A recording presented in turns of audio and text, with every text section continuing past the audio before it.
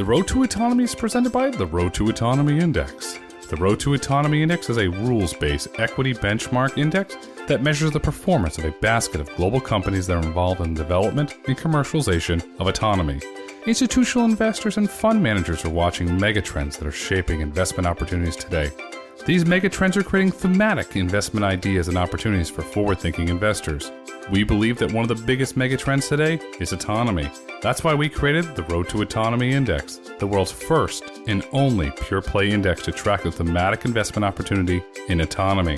Follow the Road to Autonomy Index on your favorite finance app by simply typing in the ticker Autonomy. To learn more about the Road to Autonomy Index, visit roadtoautonomy.com/index. Hello and welcome to the Road to Autonomy. I'm your host, Grayson Brulte. On today's episode, we're absolutely honored to welcome Brett Suma, CEO and founder of Loadsmith. Brett, welcome to the podcast. Grayson, thanks for having me today. I appreciate it.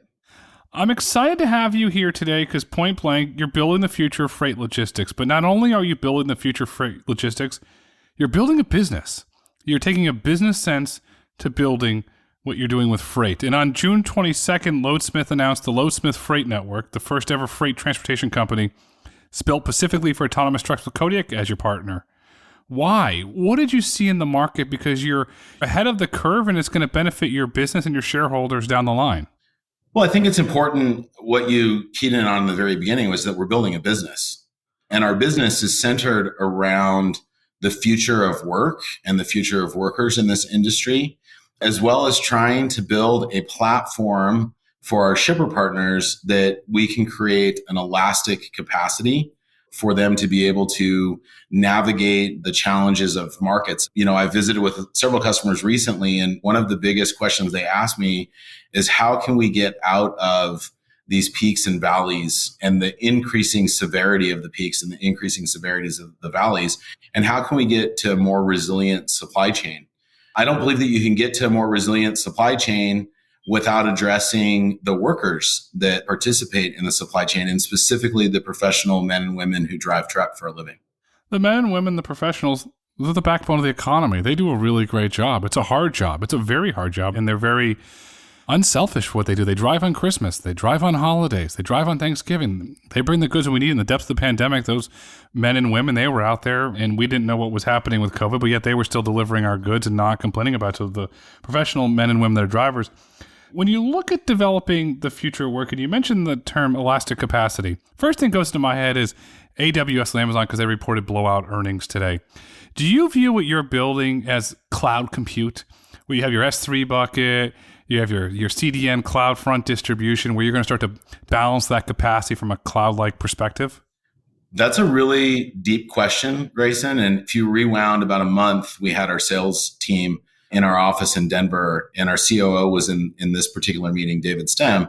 And I was describing to them what the future looked like when it came to capacity deployment across the LFN and the usage of machine learning and AI tools to self-regulate the capacity based off of demand forecasting.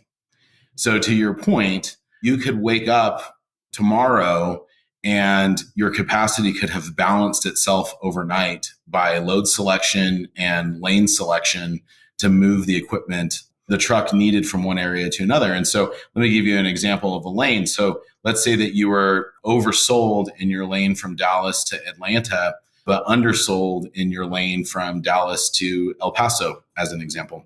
You may come in tomorrow and find that now you have more capacity in Atlanta than you did yesterday and less than El Paso, simply because your algorithms and machine learning recognize the demand forecast and then, to your point, auto optimize the capacity within the network.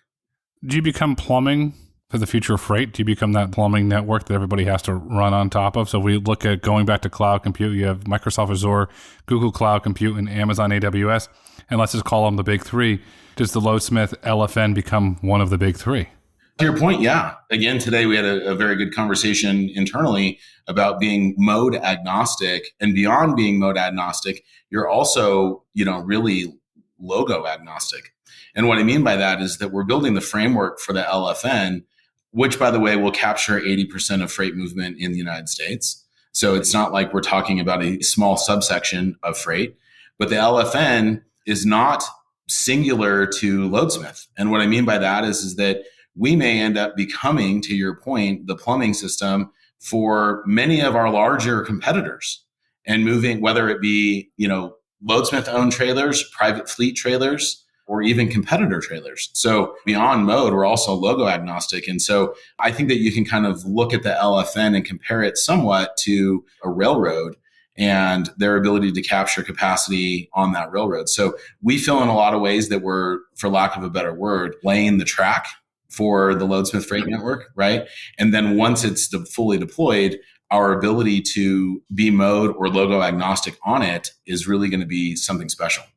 Your ability to monetize, it's only going to grow as your business grows. How are you going to monetize the elephant? Are you going to charge a fee to go on that, very similar to a Visa, MasterCard? You get a swipe fee, or are you going to charge a time fee similar to what the cloud guys are doing? How are you going to monetize that?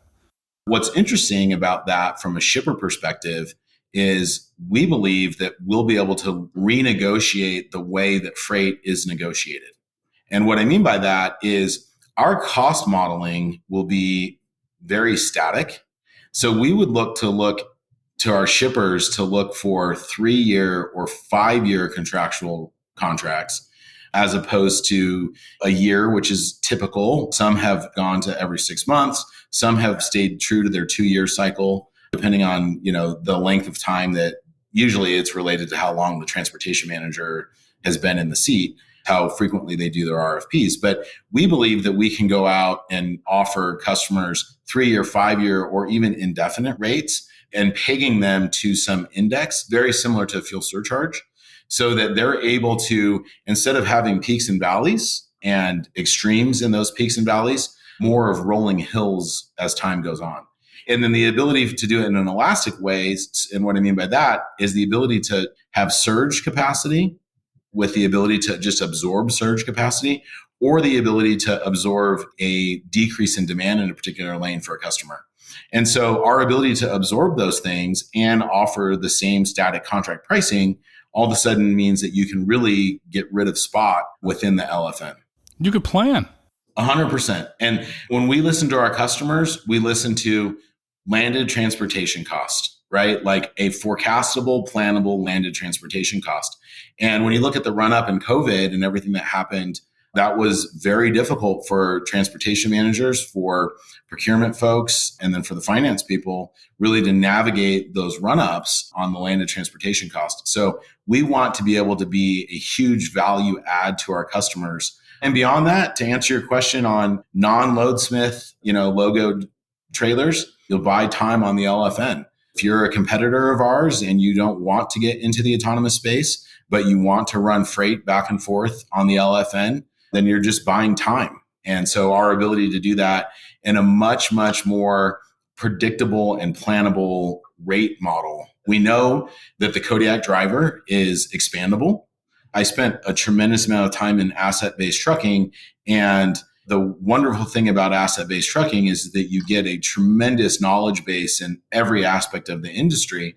And there's a tremendous effort and energy put into sourcing, training, and maintaining drivers in your fleets. And so that's why when you look at a lot of the larger fleets, they've actually gone down in truck count, perhaps gone up in trailer count, and are doing a lot more on the power-only brokerage side.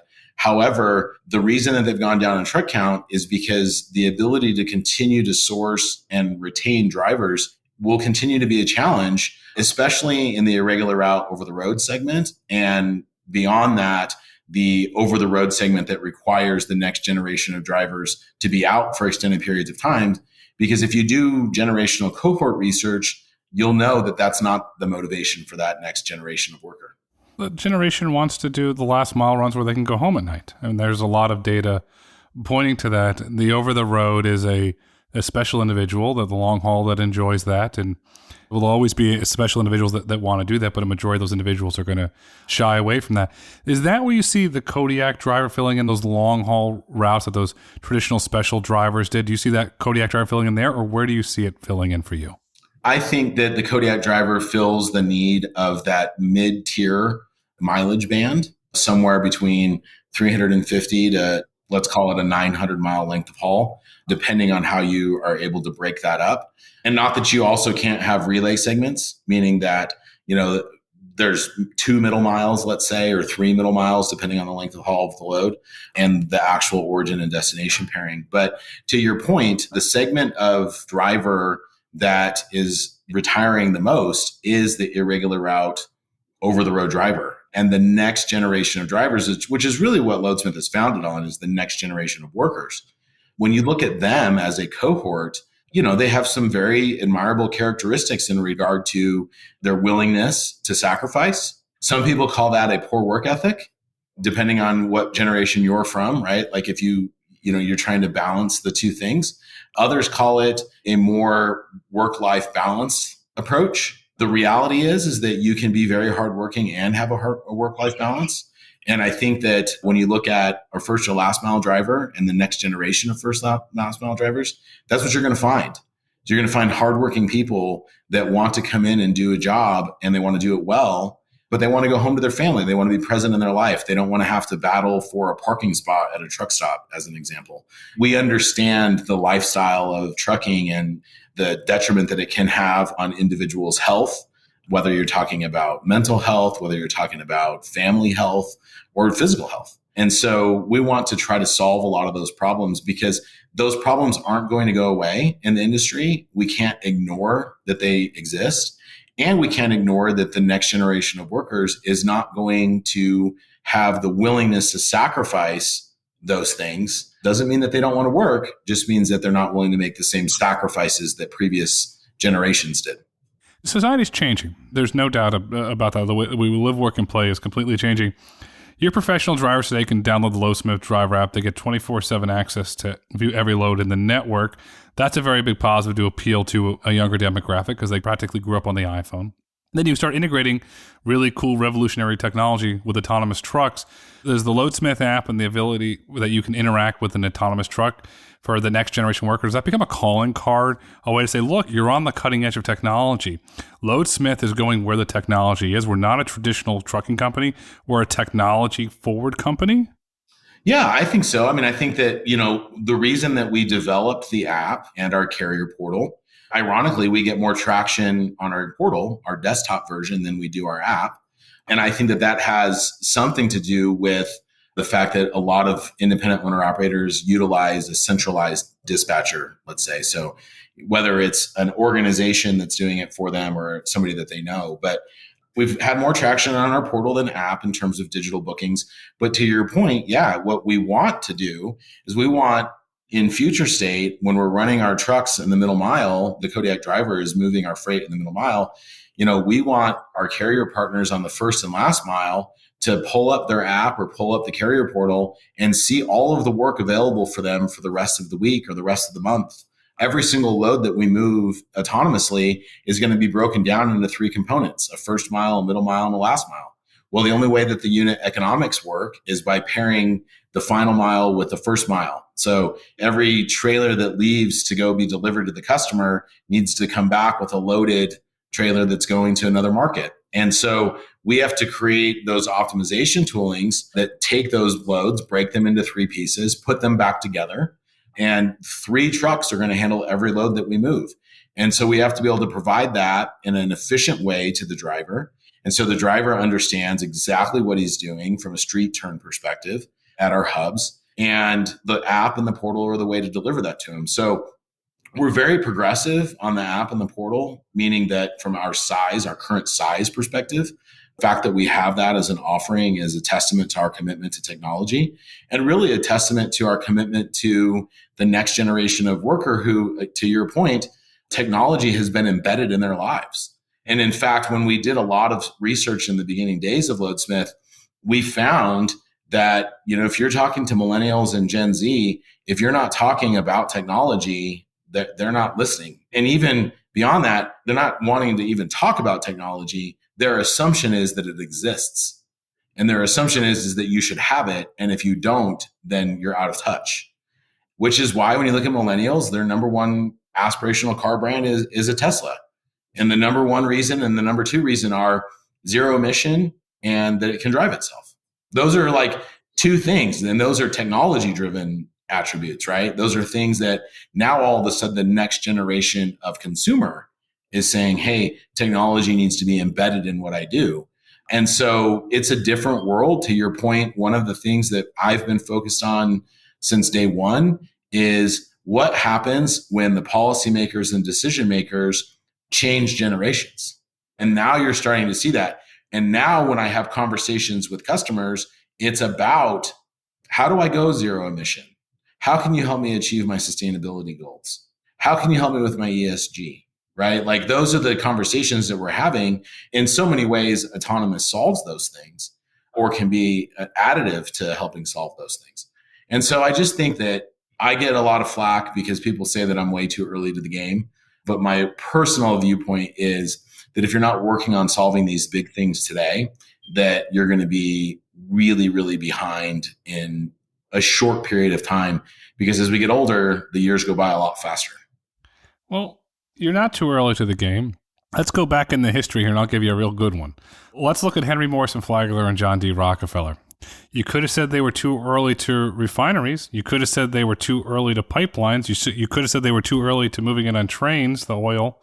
Guess what? They weren't too early. Standard Oil, if you factor in inflation, is still probably worth more than Apple is at its peak.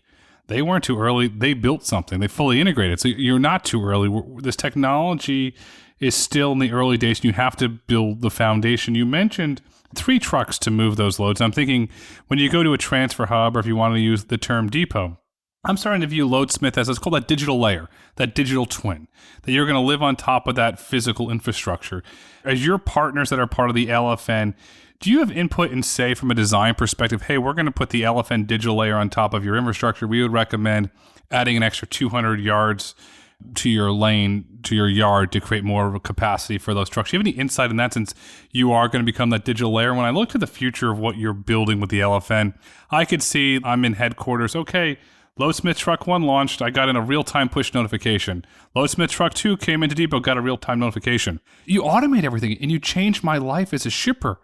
You make it work. It's simple. You just like Tesla. You get in a Tesla, it's already on. It just works. And that seems like what you're building at Loadsmith. It just works. Well, to your point, I think one of the things that is, we call it internally precision trucking. And when I talk about precision trucking, what I'm talking about is, let's just use a depot as a blanket generic term, okay? We are going to have our depot network, and we are going to have standardized departure times. 6 a.m., 6:15, 6:30, 6:45, 7 o'clock, right? In whatever direction from that depot, okay? And so we know predictably, we know that there's going to be a 6 a.m. departure. Algorithmically, we'll figure out what load needs to go on the 6 a.m. departure, depending on, is it a relay? Is it going to its final destination? Does it need to be, what is the appointment time? And taking all of the loads into consideration to do that. And so we will be precise in how we move things, okay? Beyond that, though, let's say that we needed to shift on the fly.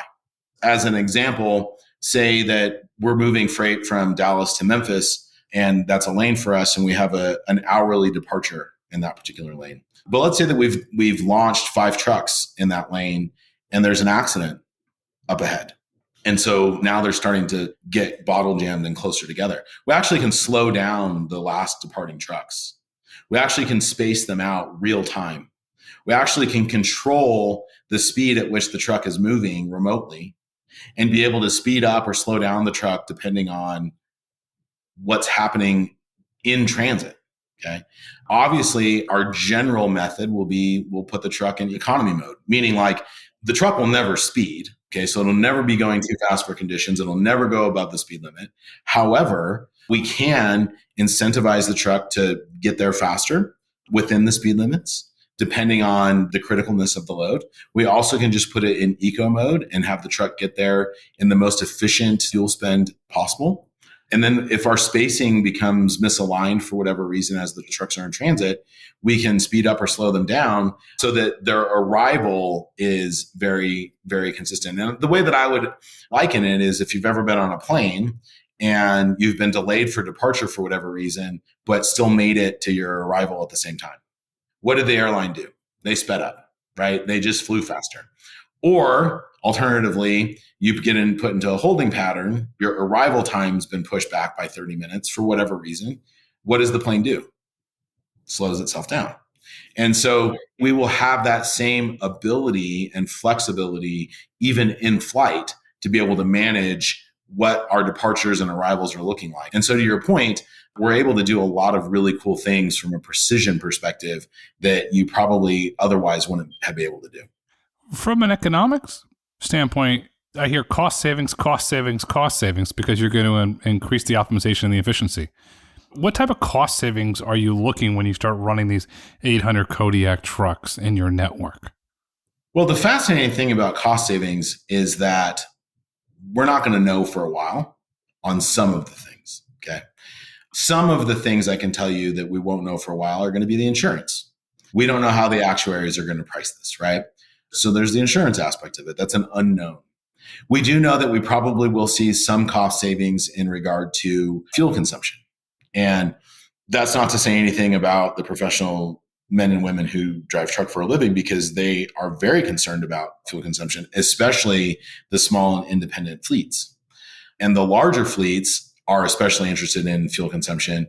And so small independent fleets manage it at, the individual owner level or the driver level. Large fleets manage it in a much more global way. And so carriers are getting the best they can from a fuel consumption perspective. But can you do better? Absolutely, we can do better. We can do better with autonomous in that regard. So we should see some fuel savings. The ability to have not having, the giant spikes and troughs when it comes to cost on the purchase trans side of things will be a savings for us, right? We'll be able to have a more moderate pricing schedule, and we won't be, subject to having to buy trucks in the spot market. The real cost savings, though, that are probably the things that most people don't see, and they don't see them if they've never worked in a trucking company. But when you look at trucking companies and where they spend a tremendous amount of their cost, it is in the driver program that exists in their business. So it's the amount of investment that they have to make in the truck. So we aren't going to have to have the nicest interior package selection on our trucks. Okay. We're not going to have all of the bells and whistles, the driver comforts. We're not going to have DirecTV and Sirius XM radio. We're not going to have Webasto heaters and auxiliary air conditionings and all of the other things, right? Not to say that we're going to buy a bare bones truck, but we don't have to buy. Our truck acquisition cost will be much less. Okay. We're not going to have to do advertising for hiring of drivers. We're not going to have to run a CDL school, which a lot of the larger companies have to do. We're not going to have to build elaborate driver facilities, and we're not going to have huge infrastructure from a real estate perspective to manage the drivers being home. Let me give you an example. When I worked at night on Monday morning, believe me, Kevin Knight in my early days was counting the number of trucks parked up against the fence in the morning when he got to work, because you better not have more than, X number of trucks sitting come Monday morning. Those drivers need to be out of the house. And so we always would have a big push to get drivers out of the house on Sunday so that we didn't have that many trucks sitting up against the fence. Well, our trucks are going to be working. And so we're not going to need as big of a facility because we don't have to have all the creature comforts. We're not going to have to employ a recruiting department, to recruit drivers. We're not going to have to, look, Knight recently just reopened their Phoenix service center, and I believe it has a movie theater, a bowling alley, a basketball court, some dog kennels that are misted because it's hot in the summer. We don't have to have those things. And so our ability from a cost savings perspective on those types of things really, and the whole crux of this is because of how much we love the driver and how much for so long that over-the-road truck driver has had to sacrifice, while meanwhile that first and last mile driver has been underpaid in the industry. We want to take that cost savings and really create the best first and last mile jobs, not only from a consistency perspective, but from a pay perspective, from a career perspective. We understand that we're going to see cost savings, but we want to take those cost savings and we're going to have to push them out to the first and last mile in order to attract drivers. And it will really be the first time ever that there's been a over demand for local first and last mile drivers. And then overnight, we can change that category of pay for those men and women. And that's really the biggest driver for us. I have a fascinating economic thing. So you're going to increase the rate for the drivers for the first and last mile. Hat tip to you on that. That's brilliant. Then I'm assuming there's got to have to be some cost savings passed on to the consumer as well. Is that fair? There will be some cost savings passed on to the consumer? Oh, absolutely. Because our ability to offer our shipper a static landed transportation cost, not being susceptible to the highs and lows. I think what's so fascinating about the economy in general is that everybody started to freak out a little bit when inflation hit 10% last June. But if you had been in transportation, for the previous 18 months, was that a big shock to anybody? I mean, look, there were times where I felt very awkward giving a rate to a customer on what it was going to cost to move a load for them, right? Like $12,000 to move a load from Southern California to Pennsylvania, as an example. There was a point in time where that was a very awkward conversation for me to have, right? Because I can't explain it. I can't explain how that rate can go from, let's say, a good solid rate of $4,000 to 3x that, right? Like the economics of that move never made sense to me.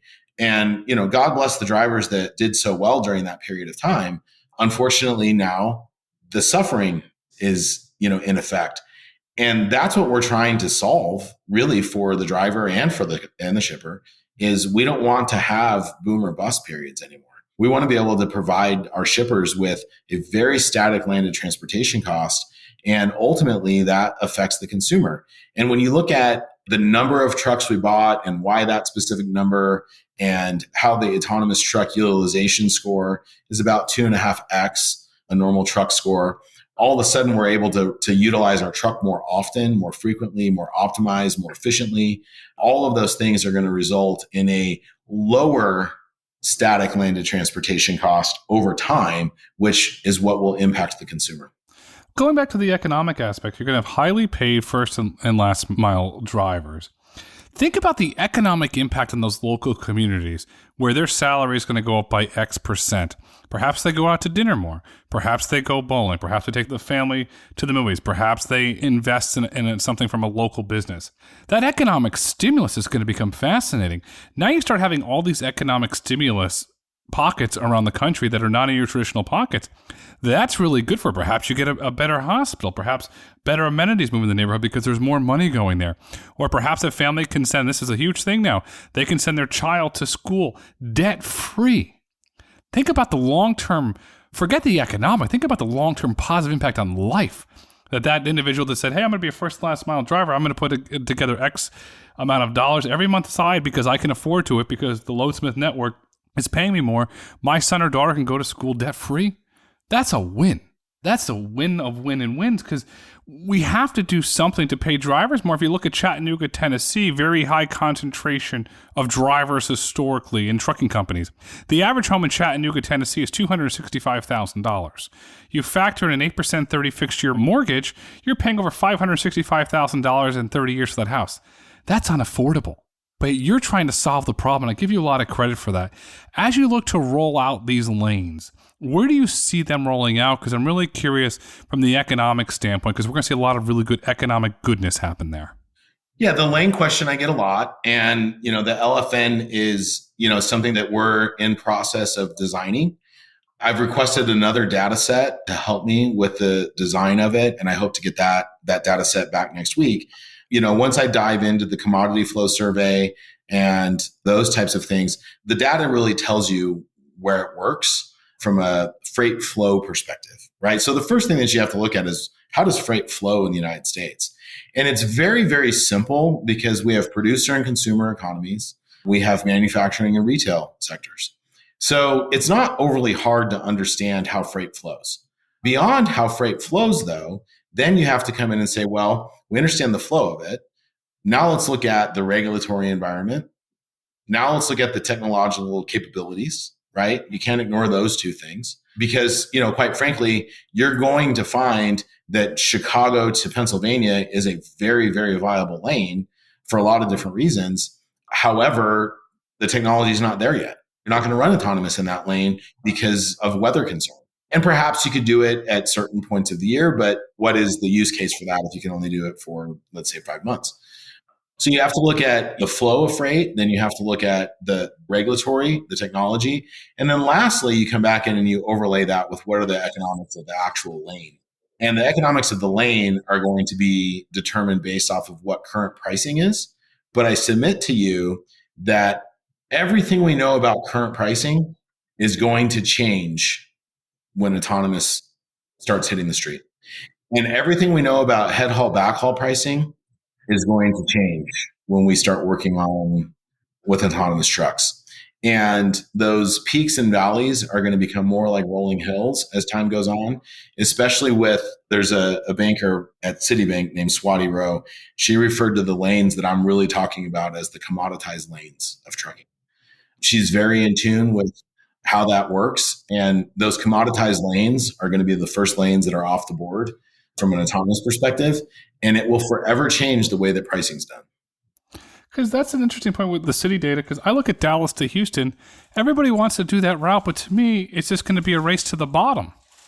Everybody wants to. Why? I can't make money on that route. I don't understand the economics. It's going to be the race to the bottom. Why are companies not saying, "Hey, wait a second. Let's go somewhere from a regulatory perspective, a freight perspective, a weather perspective that nobody else is, and own the market." Gaddick's doing it in the middle mile. They're doing really well. They're cleaning up with their Walmart partnership. But for some reason, in autonomous trucking, there's a Dallas to Houston love affair. They don't have Brett Suma running their business to say, wait a second, guys, wake up and take economics 101 here. Well, look, I think that there's a lot of really smart people who are working on this, okay, at autonomous trucking companies. And I think that Dallas, Houston, or the Texas Triangle, or what have you, I think that really just started because Texas was very pro-business and pro-innovation. Do I think that that's a viable lane for us? No. I'll be honest with you, and I have been honest with Kodiak. I'm not interested in the Texas Triangle because of the economics of it. That was the very first thing I said to them was I'm not interested in it because the economics don't work. It's great to test.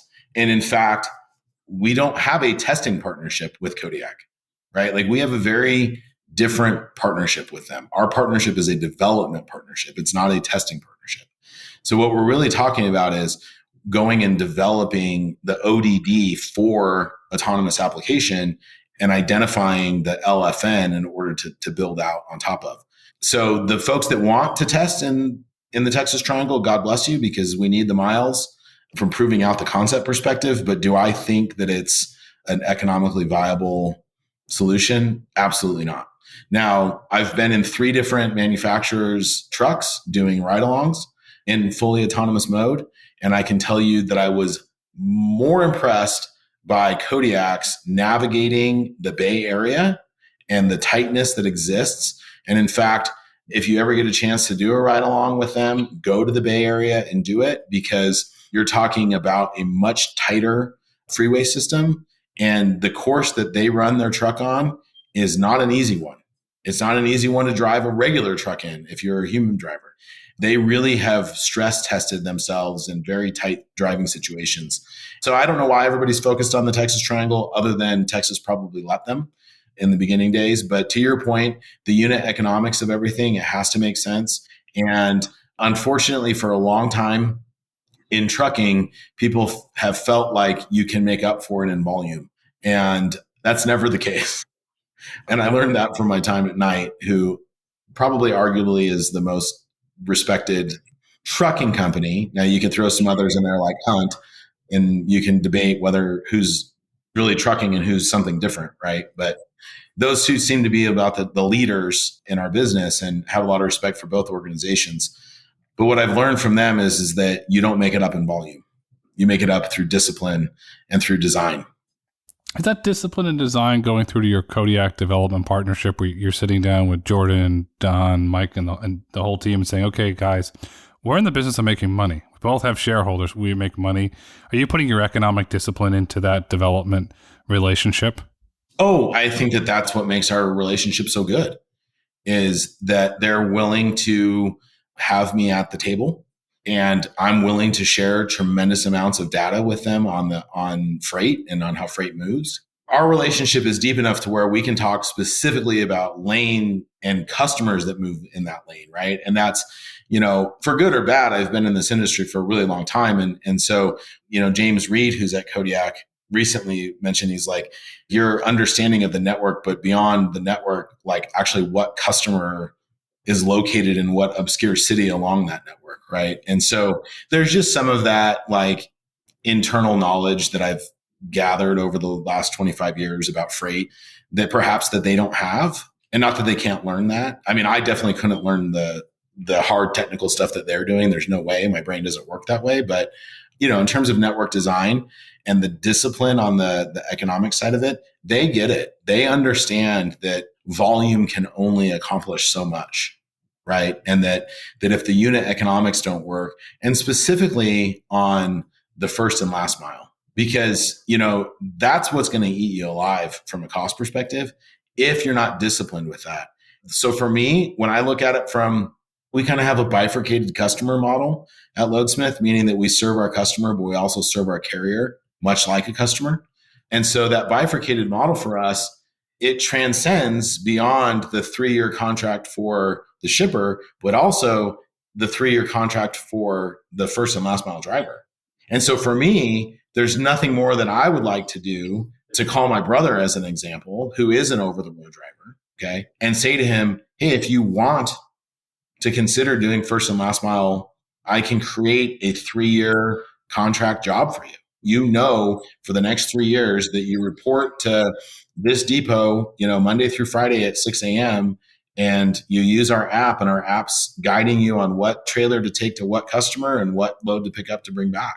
We think that we're going to see an explosion of small to medium-sized local trucking companies, very similar to the Amazon model. If you know anything about how Amazon is their model, where you can have one guy that owns 50 Amazon delivery vans and he manages all the drivers, but Amazon, procures all of the deliveries for them. Very similar to that. We want it to be lucrative for the driver. We want it to be something where that they can build, so they can go from 1 truck to 10 trucks to 20 trucks and really sell into that quality first, last mile, home every night, predictable, I know what I'm getting paid every week job. To be honest, if you're talking about workers and you're talking about the why that we're doing this, and I alluded to it earlier in regard to we're doing this because we're listening to workers, right? Like that's the crux of it, is that we're listening to workers. And when we hear workers say, hey, we're okay to do the job of an electrician, a plumber, a truck driver, which Gen Z is much, much more likely to work in the trades than millennial generation has been. But they have inherent motivations around the environment, around work-life balance, around their health, those types of things that they're unwilling to sacrifice. And so we're listening to workers. And what workers are telling us is, I want to be home every night. I want to have the consistency in my paycheck. I don't want to get paid by the mile. And what if I don't have a load today and I don't get paid? Like those are the things that we want to fix. And we can do that through autonomous. And we have to, because if we're not listening to workers today, okay, what did we see during COVID? Was just a huge shortage of workers, right? Well, if we're not listening to workers today and building tomorrow for those workers, then what's going to happen in 5 years when we look up and the average truck driver that has been doing the irregular route over the road just isn't willing to do it anymore? We've got an economic calamity. That's what happens. We have an economic calamity. The supply chain comes to a screeching halt. There's not enough rail capacity to hold it up there. I look at what you're building. I call it a network of jobs. You're empowering individuals to be an entrepreneur, if you want to use the term, an entrepreneur inside of Loadsmith, where they can do the Amazon model. They can maybe start 10, 20, 30 and work their way up 50, 60, eventually last mile. You're doing a really good job. The 3-year contract, especially with the economic headwinds, and we're not out of this by any means, even though Bank of America's come out so they don't see a recession. I'm still doubting that. We do have economic headwinds there. You're giving stability to individuals that need stability the most. Where did you gain that inspiration? Was that from your 20 years at night of what you experienced, or where does the passion for taking care of the professional driver come from? Well, I think that Grayson, when I left Night and started Loadsmith, there was a lot of head scratching as to where we were starting a freight brokerage. And the reason that there was a lot of head scratching to that is because we didn't know anything about running a freight brokerage. David, Jessica, Nick, and myself had zero freight brokerage experience. And in fact, the first load that we were ever tendered, it was like, okay, well, how do we cover this thing? Now that we have the load, how do we move it? So our intent was never to be a freight brokerage. And I think that it's an interesting thing because we never set out to be the next big, huge, fast growing freight brokerage. Now, we have been a fast growing freight brokerage, but that's not been our intent. So if you rewound and you spent any time at night while I was there, Knight is a very driver centric organization. And I probably flew the flag of the driver very, very high within those walls. My first job in trucking when I was 19 was doing driver payroll. And so this is long ago. So this was like we cut checks on Friday, like actual physical checks.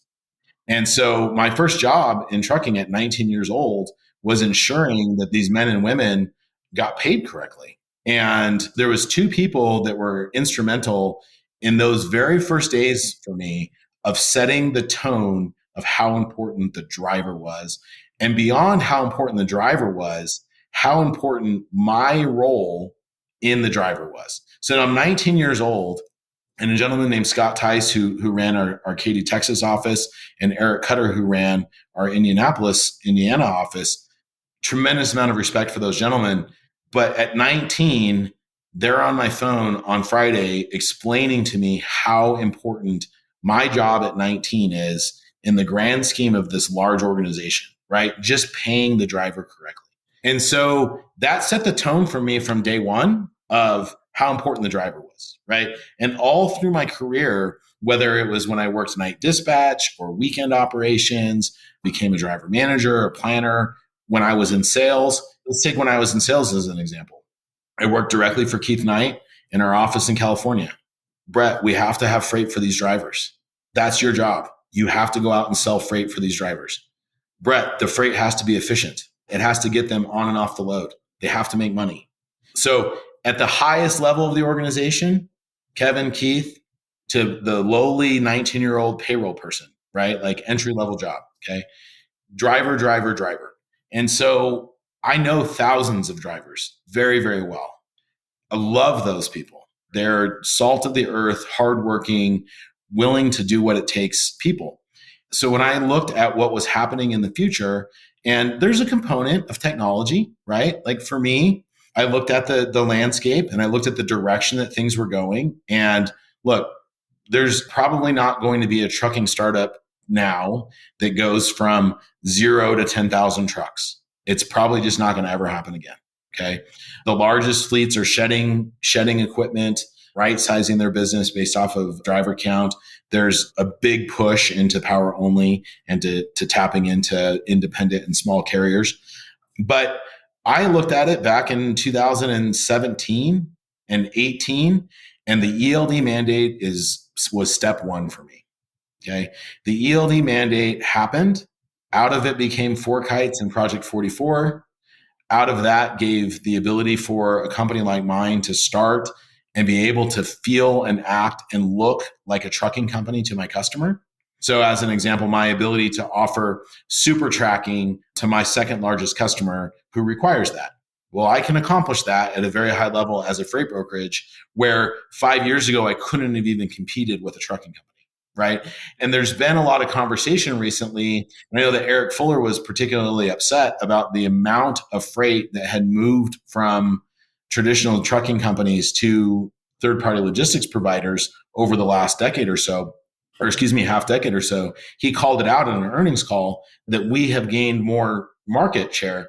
And the reason being is because of technology like Fork Heights and Project 44, our ability to act, feel, and look like a trucking company. Now you take that same thing and you add Loadsmith trailers. Now all of a sudden it's a beautiful trailer that says Loadsmith on the side of it.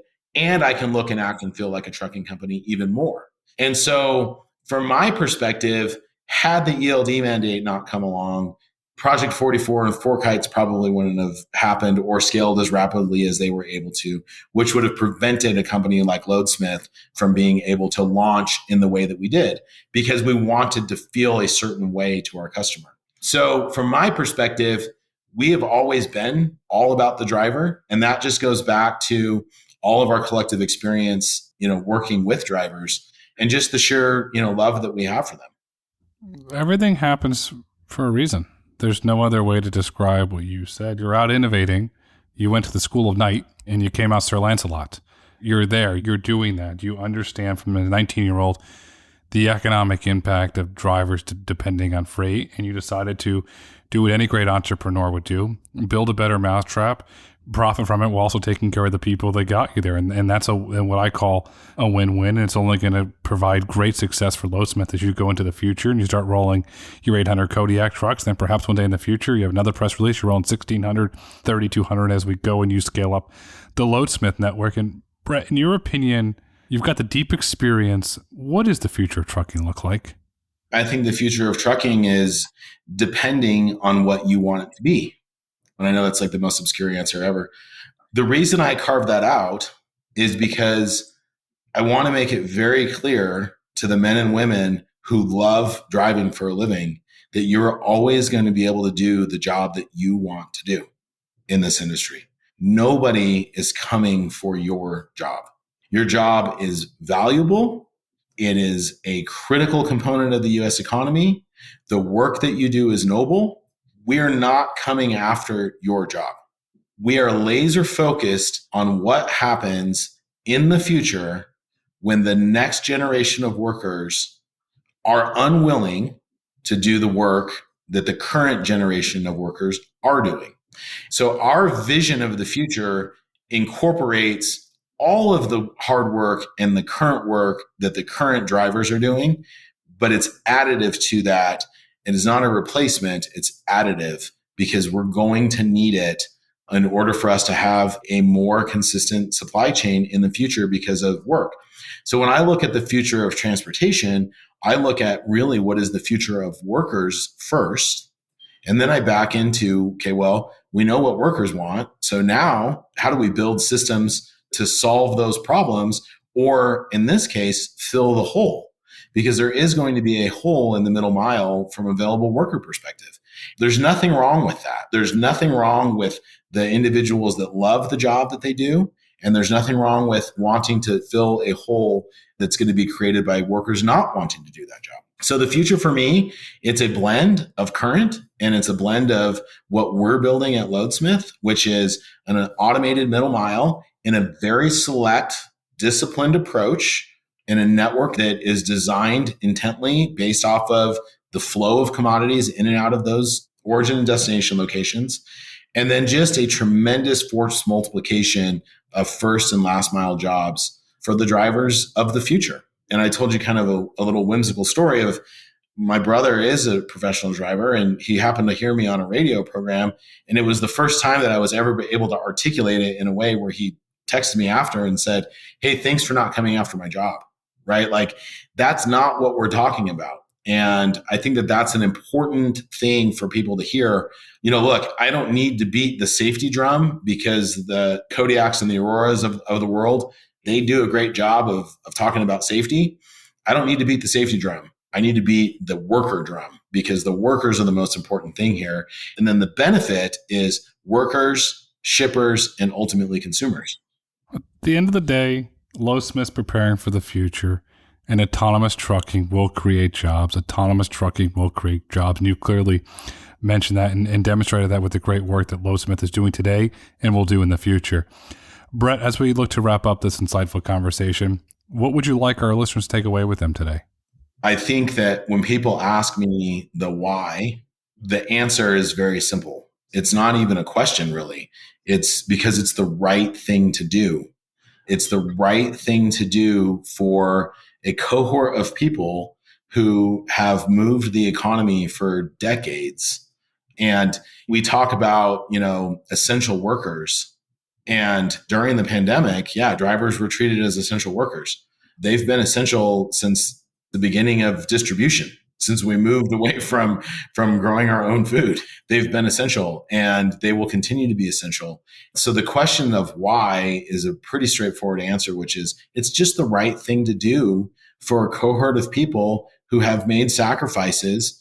Interview somebody that's dad was a professional driver and away for weeks at a time, and how hard that was on both people, right? And, these are men and women who are doing what they do for the love of it and for the love of their families. And, we want to give back to them. And so I hope that people can understand why Loadsmith is looking to the future the way we are. We want to be a very progressive company when it comes to workers.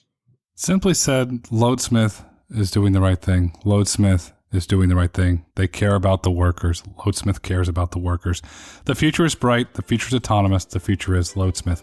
Brett, thank you so much for coming on the road to autonomy today. Thank you so much, Grayson. I appreciate it.